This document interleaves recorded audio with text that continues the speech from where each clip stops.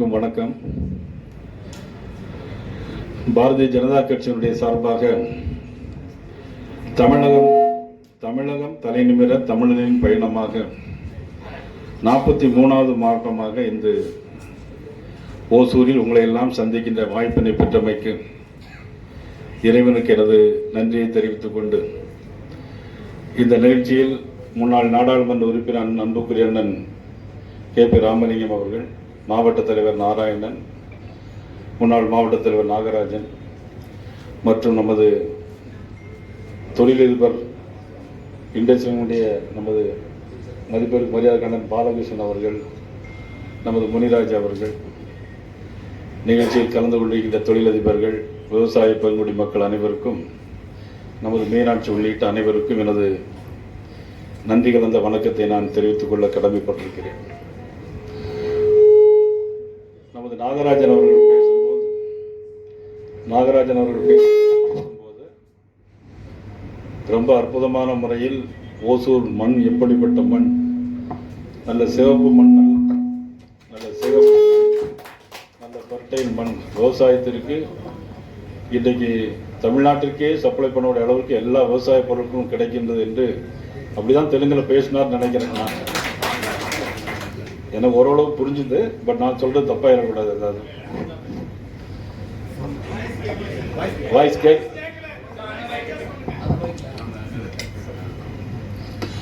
இப்ப நாகராஜன் அவர்கள் சொன்னது என்னன்னா, ஓசூர் மண் நல்ல சிகப்பான மண், விவசாயத்திற்கு அருமையான மண், தண்ணீர் அதிகமாக கிடைக்கவில்லை.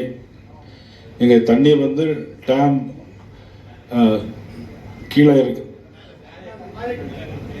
மேலே இருக்குது, ஆனாலும் தண்ணீர் சேரவில்லை அப்படிங்கிற மாதிரி தான் பேசினாங்க நினைக்கிறேன். நிச்சயமாக ஏர்போர்ட் வேண்டாம் அப்படின்னு சொன்னார். சிப்காட் 1, 2, 3, 4 வரைக்கும் வந்திருக்குது. ஆனால் அதற்கு பிறகு இன்னும் எடுத்து போனால் விவசாய நிலங்கள்லாம் எங்களுக்கு வீணாகிவிடும், விவசாயம் பண்ண முடியாது அப்படிங்கிற ஒரு அந்த கோணத்தில் தான் நீங்கள் பேசுனீங்க. நிச்சயமாக ஓசூர் அருமையான இடம், மலர்களை உற்பத்தி பண்ணி ஏற்றுமதி செய்யக்கூடிய இடம் இந்த ஓசூர். எல்லா ஃப்ளவருங்கிறது தான் எல்லாம் ஏற்றுமதி பண்ணுறாங்க. அப்படி அற்புதமான ஒரு இடம் தான், கிளைமேட்டும் அப்படி தான் இடம். இன்னும் சொல்லப்போனால் நம்ம தமிழ்நாட்டிலே பெங்களூருக்கு அடுத்தால எல்லாரும் பெங்களூருக்கு போகணும்பாங்க. ஆனால் இன்னைக்கு ஓசூர், இந்த கிருஷ்ணகிரி மாவட்டம், இந்த ஓசூர் மண் எப்படிப்பட்ட மண் சொன்னால், இன்னைக்கு எங்கள் ஊர், எங்கள் மாவட்டத்திலிருந்து கிட்டத்தட்ட பல்லாயிரக்கணக்கான மக்கள் இங்கு வேலை பார்க்கிற அது உயிர் நாடியாக இருக்கக்கூடிய பகுதி இந்த ஓசூர் பகுதி என்பதை நான் உண்மையிலே அதில் நானும் தென் மாவட்டத்தை சேர்ந்தவர்கள் என்ற காரணத்தினால் வருகின்ற உங்கள் தொழிலதிபர்கள் அனைவருக்கும், விவசாய மக்கள் அனைவருக்கும் என்னுடைய தென் மாவட்ட மக்களின் சார்பாக எங்களது மனமார்ந்த நன்றியை நான் உங்களுக்கு மீண்டும் ஒரு முறை நான் தெரிவித்துள்ளேன். ஆக ஏர்போர்ட் வேணுமா வேண்டாமா என்பது ஒரு பிரச்சனை. சில பேர் மத்திய அரசு தகவல் கொடுத்தாச்சு அப்படின்னு சொல்கிறாங்க. ஆனால் ஒரு ஏர்போர்ட்டுக்கும் இன்னொரு ஏர்போர்ட்டுக்கும் ஒரு குறிப்பிட்ட டிஸ்டன்ஸ் இருக்கணும். அது எந்த அளவுக்கு இங்கே இருக்குது என்பது தெரியல. இங்கே அமைச்சர் பாலகிருஷ்ணன் ரெட்டி இருக்கிறாரு, அவரை நான் மறந்துட்டேன். அதனால் ஒரு ஏர்போர்ட்டுக்கும் இன்னொரு ஏர்போர்ட்டுக்கும் இருக்கணும், அப்படி தானே? இது அவ்வளவு இருக்காதுன்னு நினைக்கிறேன் நான். ஆமாம், இல்லை அது எப்படின்னு தெரியல. இருந்தாலும் ஒரு வளர்ந்து வந்த நகரம், இன்னும் வளர வேண்டிய நகரம். ஆனால் நிச்சயமாக விவசாய நிலங்கள் பாதிக்கப்படக்கூடாது. ஏன்னா நான் தான் நான் உங்களுக்கு பல பேருக்கு தெரியுமோ தெரியாதோ, 2001 2006 வரைக்கும் நான் தான் தொழில்துறை அமைச்சராக இருந்தேன். சிப்காட்டெல்லாம் கொண்டு வந்தது அப்போ ஏன்னா நல்ல வளர வேண்டும் என்பதற்காக கொண்டு வந்தோம். ஆனால் இன்னைக்கு நல்ல வளர்ச்சி, முழுமையான வளர்ச்சி பெற்றுவிட்டது. அதனால் நிச்சயம் விவசாயிகளுடைய கோரிக்கை நிச்சயமாக அது பரிசீலிக்கப்படும் என்பதை இந்த நேரத்தில் நான் தெரிவித்துக் கொள்கிறேன். மதிப்புக்குரிய நமது மூர்த்தி அவர்கள் பேசும்போது நிறைய விஷயங்களை சொன்னாங்க. ஆக 28% 18% வந்திருக்கேன், அதுக்கு நன்றி சொன்னார். ஆனால் என்னென்னா லாபத்திலையும் ஒரு நஷ்டம் இருக்குது அப்படின்னார். அதாவது 5% எம்எஸ்எம்இக்கு 5% கட்டிட்டு இருந்தது, திரும்பி 18%, சாரி 12% இப்போ 18 போயிடுச்சு. ஆனால் அதில் 6% எங்களுக்கு லாஸ் ஆகிட்டு இருக்கு அப்படின்னு சொன்னார். ஏன்னா அது ஜிஎஸ்டி கவுன்சிலுங்கிறது உங்களுக்கு தெரியும். சில கணக்கு கால்குலேஷன் அடிப்படையில் ஆல் இண்டியா அளவில் எல்லா மாநிலத்தினுடைய நிதியமைச்சர்களை வச்சு அது பிறகு அந்த கவுன்சில் கூட்டம் நடக்கும். அது எல்லாமே உங்களுக்கு விஷயங்கள் எல்லாமே தெரியும். அதனால் நீங்கள் சொன்ன கோரிக்கை என்பது அது ஒரு நியாயமான விஷயம்தான். குறைச்சது நன்றி. ஆனால் ஏற்கனவே எங்கள்கிட்ட அனுபவிச்சுட்டு இருந்த நான் எங்களை மறுபடியும் நீங்கள் அதில் ஒரு இது பண்ணுறீங்கிற கோரிக்கை நல்ல விஷயம். அதை நான் கண்டிப்பாக பண்ணுறோம். அதே மாதிரி எலக்ட்ரிசிட்டி டாரிஃபை பொறுத்த மட்டும் அது சென்ட்ரல் ஜிஎஸ்டி வேறு, ஸ்டேட் ஜிஎஸ்டி வேறு. அதையும் சொன்னீங்க. ஸ்டேட் ஜிஎஸ்டி தேவையில்லாமல் நிறைய போடுறோம். ஆல்ரெடி சென்ட்ரல் ஜிஎஸ்டிக்கு நம்ம பணம் கட்டி வர்றோம். அதுலேயே சம்மந்தப்பட்ட விஷயங்களுக்கு திருப்பியும் கட்டும்போது ரொம்ப அது ஒரு வருத்தமான விஷயம். டபுள் என்ட்ரி மாதிரி கட்டுற வேண்டி இருக்குது. அதில் பார்த்தீங்கன்னா சில ஜிஎஸ்டி மேலே ஆல்ரெடி கட்டுறோம். ஆல்ரெடி டாக்ஸ் கட்டி வர்றதுக்கு தமிழ்நாட்டில் என்ன பண்ணுறாங்கன்னா வேட்டு தனியாக போடுறாங்க சில விஷயங்களுக்கு. அது தேவையில்லாத விஷயமாக இருந்தால் கூட, பெரிய வருமானம் அரசாங்கத்துக்கு இல்லாமல் இருந்தால் கூட சில 1-2 இனங்களுக்கு வேட்டு தனியாக போடுறாங்க தமிழ்நாடு கவர்மெண்ட். அது ஒரு பக்கம். அப்புறம் எலக்ட்ரிசிட்டி டாரிஃபை பொறுத்தவரை உங்களுக்கு தெரியும், இந்த அரசு வந்த பிறகு நீங்கள்லாம் எல்லா கட்சியிலும் இருந்து வந்திருப்பீங்க. அதனால் நான் அரசியலாக பேசலை. இதை தமிழ்நாடு அரசாங்கம் வந்த பிறகு முதல்ல சொன்னாங்க சொத்து வரி கூட்ட மாட்டோம் அப்படின்னு சொன்னாங்க.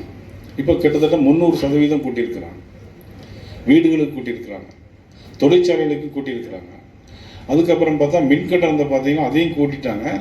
இப்போ நீங்கள் சொன்னது ஃபிக்ஸடு, வருஷத்துக்கு இவ்வளவு ஃபிக்ஸடாக கூட கட்டுறாங்க, தேவையில்ல ஒரு டெபாசிட். இப்போ பார்த்தீங்கன்னா ஒவ்வொருத்தரும் டெபாசிட்டே பார்த்தீங்கன்னா பெரிய இன்வெஸ்ட்மெண்ட் இருக்கும். அந்த டெபாசிட் மட்டும் வாங்கி வட்டி கொடுத்தா கூட நமக்கு அதை வச்சே பொழைச்சிட்டு போயிடலாம் போல் இருக்கு. அவ்வளோ பணம் நீங்கள் இபியில் டெபாசிட் ஆகிருக்கு.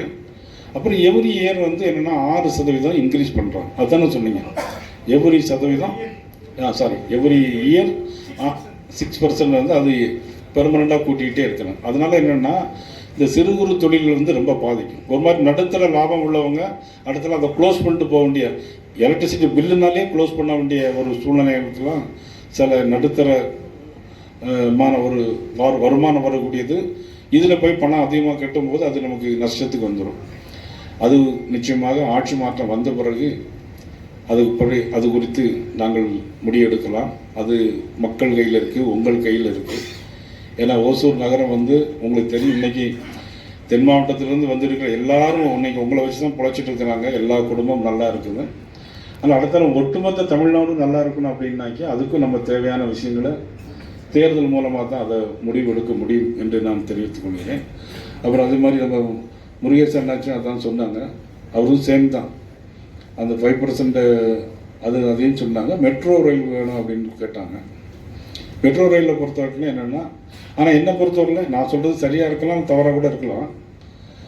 மெட்ரோ மட்டும் வந்தாலே இன்னும் கொஞ்சம் ஈஸியாக இருக்கும் நினைக்கிறேன் ஏர்போர்ட்டை விட. ஏன்னா இங்கேருந்து 1/2 மணி நேரத்தில் போயிடலாம் நீங்கள். அப்போ ஏர்போர்ட் தான் நமக்கு பிரச்சனை.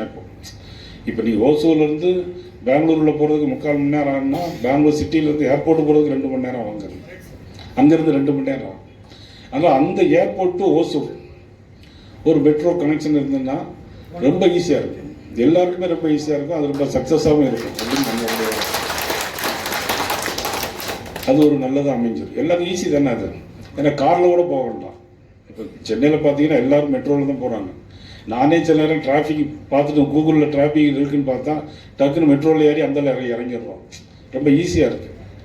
அதனால் அது மெட்ரோ இருந்தாலே போதும் அப்படிங்கிறது தான் என்னுடைய ஒரு இது. அதே தான் நம்ம சிவகுமார் அவர் தான் சொல்லியிருக்கிறோம். சிவகுமார் சார் அதுதான் நம்ம அதே தானே, கிட்டத்தட்ட சேம் அதே தான். வேற நீங்கள் எக்ஸ்ட்ரா ஒன்றும் சொல்லலை. இங்கே நடக்கிறது நாங்கள் மீட்டிங் போடுவோம். மந்த்லி டெல்லியிலேருந்து வந்து அங்கே சென்னையில். ஆமாம், இங்கே நடக்குதான் எப்போது சொல்லிடுவோம். ஓகே சார், அது பார்த்தாங்க. அப்புறம் ராமலிங்கம் சார் ரா மெட்டீரியல் கூட்டம்னு சொன்னார்.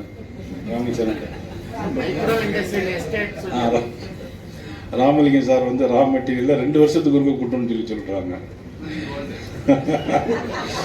ஏன்னா நீங்கள்லாம் இண்டஸ்ட்ரி வச்சுருக்கீங்க, அது நடைமுறை சாத்தியமானு எனக்கு தெரியல. அது அதனால ராமலிங்கன் ஏதோ சொல்லணுங்கிறதுக்காண்டி சொன்னார்னு நினைக்கிறேன். இல்லை முடிஞ்ச அதாவது முடியுமான்னு தெரியல எனக்கு, அது சாத்தியம்னா தேப்பா வந்து உடனே நம்ம பாலகிருஷ்ணன் சொன்னார் தங்கத்தையும் கூட்டணுமா அப்படின்னு கேட்டார்.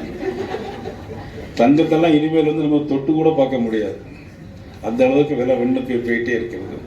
அதனால் உங்களுடைய கோரிக்கைகளை நிச்சயமாக அந்த ஜிஎஸ்டி நான் கண்டிப்பாக நான் வந்து நமது மாண்பு நிதியமைச்சர் அவர்களிடம் இதே மாதிரி 1-2 விஷயங்கள் இருக்குது. இப்போ வந்து கல்யாண கார்டு அடிக்கிறாங்கன்னா அவங்களுக்கு வந்து இப்போ டேக்ஸ் கம்மியாக போடுறாங்க. ஆனால் எண்ட் யூசர்ஸுக்கு பார்த்தீங்கன்னா அதுக்கு 18% வந்துடுது. அப்போ ஒரு ஏழைகள்லாம் கல்யாண லெட்டர் அடிப்பாங்கன்னா அதுக்கு வந்து அந்த அவங்களுக்கு டேக்ஸ் போதும், இவங்களுக்கு டேக்ஸ் வராது, அவங்களுக்கு டேக்ஸ் போதும். அந்த மாதிரி சின்ன சின்ன விஷயங்கள்லாம் இருக்குது. அதில் உங்களுடைய விஷயங்களை நிச்சயமாக கொண்டு போய் அதுவும் உள்ள எம்எஸ்எம்இயை பொறுத்த மட்டும் நிச்சயமாக ஜாப் ஒர்க்குக்கு உங்களுக்கு பழையபடி அந்த இதை கொண்டு வரணும் அப்படிங்கிறத நான் வந்து நிச்சயமாக வந்து ஜாப் ஒர்க் அதுதானே மேஜர், அவ்வளோதான். எலக்ட்ரிசிட்டி, ஜிஎஸ்டி, வேறு ஒன்றும் இல்லை. எஸ்டேட் ஏற்கனவே இல்லை உங்களுக்கு சிட்கோ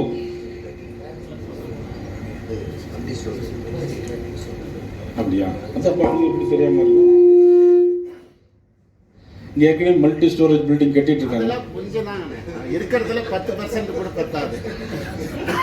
3500 கம்பெனிக்கு 350 கட்டி என்ன பண்ணும்? அப்போ இல்லைன்னா தருமபுரி தான் போன இடத்துல இடம் இருக்கு. நீங்கள் பெரிய கம்பெனி கொடுக்குறது எங்களுக்கு சின்ன கம்பெனி கொடுங்கன்னு தான் கேட்குறோம். ஏன்னா இப்போ வந்து நகரம் வளர்ந்து வந்துச்சு, நிறைய இடங்கள் ஆயிடுச்சு. பார்க்கலாம் அது எப்படி எந்த இடத்துல விவசாயத்துக்கு பாதிப்பு இல்லாமல் உங்களுக்கு வேறு எந்த இடங்கள் நீங்கள் சொல்கிற விஷயம் ரொம்ப. ஏன்னா இப்போ வந்து இண்டஸ்ட்ரி வந்து சிப்கோலையோ சிப்காட்லேயோ இருந்துன்னாக்கி உங்களுக்கு எல்லா லைசன்ஸும் easy. But at the same time நீங்கள் வந்து ரெசிடென்சியல் ஏரியாவுக்கு போனீங்கன்னாக்கி அது நிச்சயமாக உங்களுக்கு இப்போ 2900 ஏக்கர் வந்து சிப்காட்டுக்கு ஒதுக்கி சிப்காட் அலாட்மெண்ட் கொடுத்துட்டு இருக்காங்க. ஆனால் சிப்கோவுக்கு நமக்கு ஒதுக்கி நமக்கு கொடுக்கல. மைக்ரோ ஸ்மால் இண்டஸ்ட்ரி இப்போ அதிலிருந்து எடுக்கலாங்கிறீங்க. எடுத்து கொடுக்கணும், அவங்க எடுக்காமல் இருக்காங்க தமிழ்நாடு கவர்மெண்ட். அதை தான் நாங்கள் கேட்குறோம். சிப்கோக்கு எடுக்கணும். அது எவ்வளோ எடுக்கிறாங்க? சிப்காட் 4 சிப்காட் ரூல் பிரகாரம் 20% சிப்கோக்கு ஒதுக்கணும். ஓகே. இப்போ அவங்க வந்து ஒரு 1000, 2000, 3000 ஏக்கர் எடுத்திருக்காங்க சிப்காட்டுக்குன்னா அதில் 20% அலாட் பண்ணணும் சிப்கோக்காக. இல்லை அதை கண்டிப்பாக பண்ணலாம். இல்லை அதை கண்டிப்பாக பண்ண சொல்லுவோம்.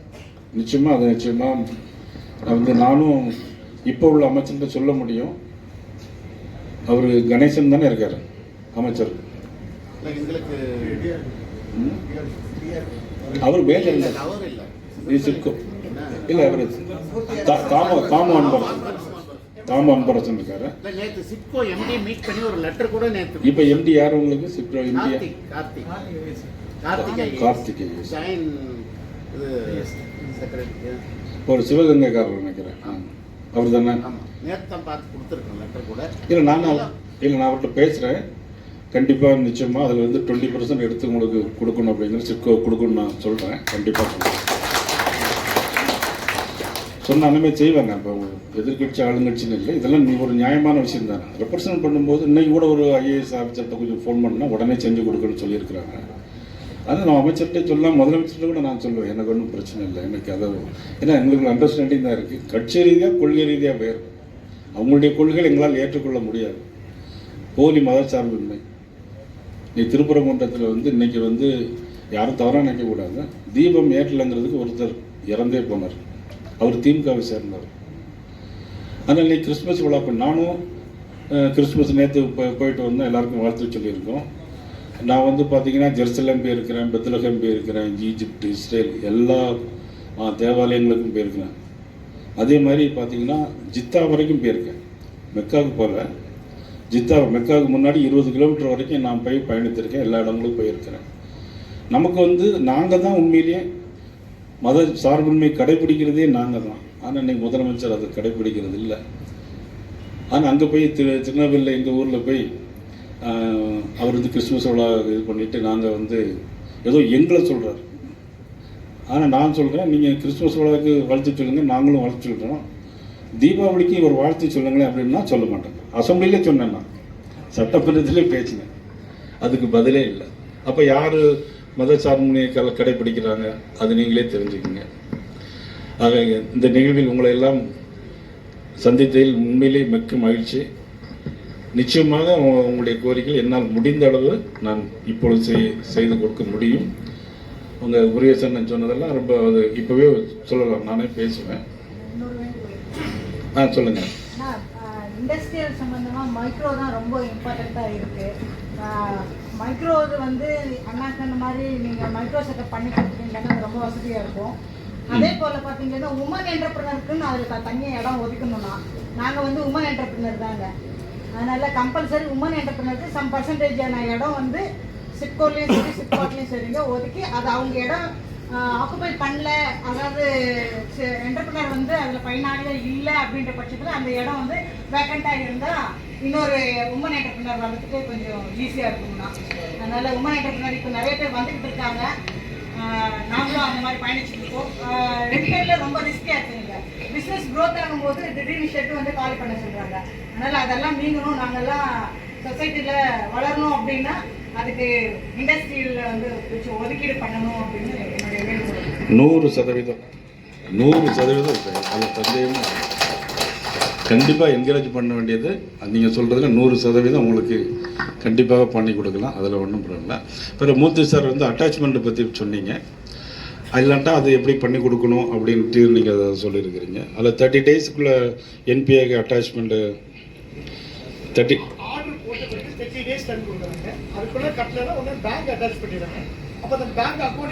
ஃப்ரீஸ் பண்ண முடியும். இல்லை ஒருவேளை அது 60 டேஸாக மாற்றலாமா? இல்லை எனக்கு தெரியும், என்னன்னு தெரியாது சொல்கிறேன்.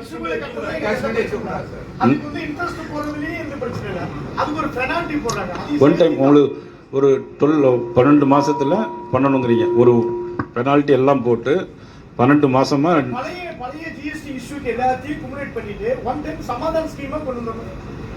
ஓகே, அது நல்லது. அதில் நீ அது எந்த வருஷத்துல எந்த வருஷம் வரைக்கும் இப்போ உள்ளதெல்லாம் உங்களுக்கு ரெகுலரைஸ் எல்லாம் பழகிடுச்சு.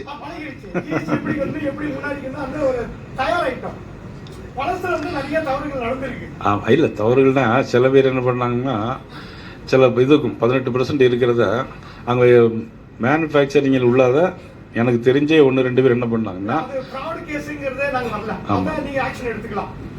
இல்லை அது இன்னொன்று என்னமா ஆடிட்டரே தவறான வழி காட்டிடுவாங்க.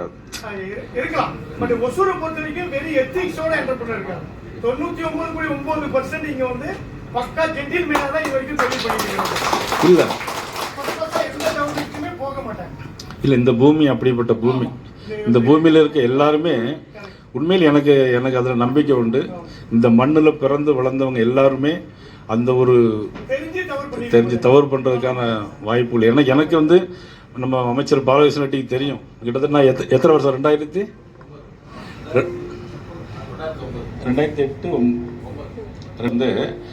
இந்த கிருஷ்ணகிரி மாவட்டம் தருமபுரி மாவட்டத்தில் எல்லா குக்கிராமத்துக்கும் போயிருக்கிறோம். அப்படியே அஞ்சட்டி அந்த லாஸ்ட் பாயிண்ட் வரைக்கும் எல்லா கிராமத்துக்கும் போயிருக்கேன். அதனால் எனக்கு இந்த ஃபுல்லாக எனக்கு நல்லா தெரியும். அவர் சொன்ன மாதிரி லிட்டில் இங்கிலாண்டு தான் இது. லிட்டில் இங்கிலாண்டு நாராஜ் சொன்னீங்களா? லிட்டில் ஏதோ சொன்னீங்களா நீங்கள்? Little England last year budget வந்து 73 செக்ஷன் வரைக்கும் இந்த ஸ்கீம் கொண்டு வந்திருக்காங்க. மேடமே கொண்டு வந்திருக்காங்க. பட் இன்னும் அதையும் ஃபில்டர் ஆகி 74 கன்வெர்ட் பண்ணி நோட்டீஸ் கொடுக்குறாங்க. 73ல போட வேண்டியது 74ஆவும் போடுறாங்க. ஓகே, அது 74 ஃப்ராட் ஆயிடுது. மிஸ்டேக் ஆயிடுது. முத எனக்கு ஃப்ரெண்டு இங்கே வந்து யாருன்னாக்கே நம்ம பாலகிருஷ்ண ரெட்டி ராமச்சந்திரப்பா இல்லையா? போயிட்டாரா? வெளியே போயிட்டாரு. ராமச்சந்திரப்பா போயிட்டார் நினைக்கிறேன். ஆனால் இவர் முதல்ல பிஜேபியில் இருந்தார், பாலகிருஷ்ண ரெட்டி. அதிமுக நான் தான் ஒன்றிய செயலர் ஆக்கினேன். அது பிறகு அம்மா வந்து முனிசிபல் சேர்மன் ஆக்கினாங்க. மறுதடவை பார்த்தா நான் மந்திரி இல்லை, அவர் மந்திரி ஆகிட்டார். இப்போ நான் பிஜேபிக்கு வந்துட்டு அவர் அதிமுக. அதனால இந்த ஊர் நல்ல மண், இந்த மண் நல்ல மக்கள், அதில் ஒன்றும் எந்த விதமான சந்தேகம் கிடையாது. இங்கே பிறந்தவங்க மட்டும் இல்லை, இங்கே வந்தவர்களும் நல்லவர்கள் ஆகிடுவாங்கிறது என்னுடைய நம்பிக்கை. நிச்சயமாக அதில் வந்து உங்கள் அனைவருக்கும் எங்களால் முயன்ற உதவியை கண்டிப்பாக செஞ்சு கொடுப்போம் என்பது நேரத்தில் நான் தெரிவித்து கொண்டு நாங்கள் வாங்க ஏமி காவாலா ఇక్కడ రండి. இதுக்கு லிட்டில் இங்கிலாந்து என்னத்துக்கு சொல்றாங்கன்னா அதுக்கு ஒரு ஸ்டோரி இருக்கு சார். நான் சொல்றேன் ஒரு 1 minute. When Englishes were ruling Madras presidency, there was a district called Salem district. Today's Salem district consists of Dharmapuri, Krishnagiri, Erode, all of them. But they made Hosur as the capital of Salem district because of climate and the land and the fertility. And they built fort here. They ruled entire Salem district from Hosur, which is also close to Bangalore. That's the reason why it's called Little England, and that's why I request you, sir, please. Oh, sir. Sir, ఆ రోజు ఉమ్మడి మద్రాసు రాష్ట్రానికి రాజధాని అయిన మద్రాసుని వివిధ ప్రాంతాలుగా విభజించారు. అందులో సేలం డిస్ట్రిక్ట్ క్రియేట్ చేశారు సార్. సేలం డిస్ట్రిక్ట్ అంటే ఈరోడ్, సేలము, ధర్మపురి, కృష్ణగిరి, మరి కొన్ని ప్రాంతాలు ఉన్నాయి భాగంలో, నామక్కల్, వాటికి అన్నిటికీ చేర్చి సేలంని వాళ్ళు డిస్ట్రిక్ట్ చేసుకోలేదు, కానీ ఒసూరుని చేశారు. ఎందుకంటే ఇక్కడ వాతావరణం బాగుంది, భూములు బాగున్నాయి, నీళ్లు బాగున్నాయి, మరి సారవంతమైన భూములు ఉన్నాయని. వాళ్ళకి కూరగాయలు పండిస్తే, పండులు పండిస్తే, మరి సిల్క్, ఇక్కడ సిల్క్ మంచిగా పండేవాళ్ళు. The only district in entire Tamil Nadu where we grow silk is Hosur, Krishnagiri district. అందుకోసం సార్ ఇక్కడ లిటిల్ ఇంగ్లాండ్ అంటారు. దీన్ని మమ్మల్ని దయచేసి వ్యవసాయం చేసుకోవడం వదలండి. మీరు ఎయిర్పోర్ట్ ఎక్కడైనా కట్టుకోండి, ఒసూరు తాలూకాలు కట్టకండి సార్, ప్లీజ్ సార్. அவர் சொன்னது கரெக்ட். எப்படின்னா முந்தியெல்லாம் மாம்பழம்னா சேலத்து மாம்பழம் அப்படின்னு தான் சொல்லுவாங்க. ஆனால் கிருஷ்ணகிரி நம்ம ஓசூருங்க தான் மாம்பழம் எல்லாமே அதிகமாக இருக்கும். அவர் சொன்னது என்னன்னா ஒருங்கிணைந்து சேலம் மாவட்டம், அதில் ட்ரெயினில் வரும்போதே மாங்கனி நகரம் அப்படிம்பாங்க சேலத்தை. பட் சேலத்தை காட்டிலும் இங்கே கிருஷ்ணகிரி, தருமபுரியில் தான் மாம்பழம் மரம் அதிகமாக வந்திருக்கு. அதனால் நிச்சயமாக இந்த பகுதிக்கு இன்னும் நல்ல திட்டங்களை தேவையான அளவு எங்களுடைய தேசிய ஜனநாயக கூட்டணி வறுமையானால் நான் பேசுறதை வச்சிருந்து உங்களுக்கு தெரியும் எப்படி செய்ய முடியுமா முடியாதாங்கிறது. நிச்சயமாக தேவையான உதவிகளை உங்களுக்கு நான் செய்துருவோம் என்பதை நாராயணன் உள்ளிட்ட நமது தொழில்துறை மாவட்ட தலைவர், இண்டஸ்ட்ரி மாவட்ட தலைவர் வந்திருக்கிறார், அவருக்கும் உங்கள் அனைவருக்கும் நன்றியை தெரிவித்து இன்னொரு நல்ல சந்தர்ப்பத்தில் நாம் அனைவரும் நிச்சயமாக சந்திப்போம். நீங்கள் சொன்ன கருத்தை பற்றி சிந்திப்போம், முடிவெடுப்போம். நன்றி, வணக்கம்.